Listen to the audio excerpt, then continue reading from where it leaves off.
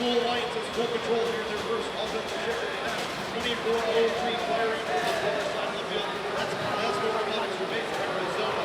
Team 7250, the Oscoda Owls, taking a delivery and heading back into neutral space as well.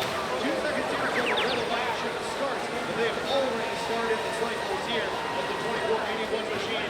The Boston's Air Force follow up into the hub, joined by their teammates on the near side, 49-15 from Bainbridge Island, Washington.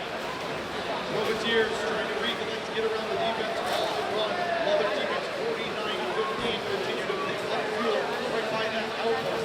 It looks like 70-39 so maybe having some robot issues here on the red side of the field as they are still in motion, as you can see. Their drive team is troubleshooting that. We'll see if they can get back in this one.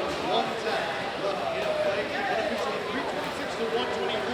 Cool Alliance is trying to come back into this one. They have the active shift for 7 more seconds here. Some volleys coming off from team number 7250, the Oscoda Owls.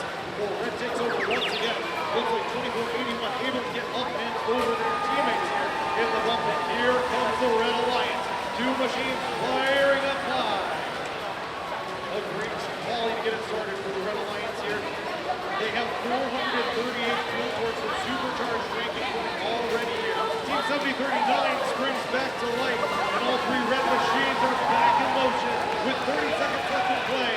This should do it as Red Alliance takes the supercharged ranking point, 537-151. Red Alliance trying to close out a 5 ranking point match here if they can. Blue Alliance trying to come back in the final 16 seconds until the operating control.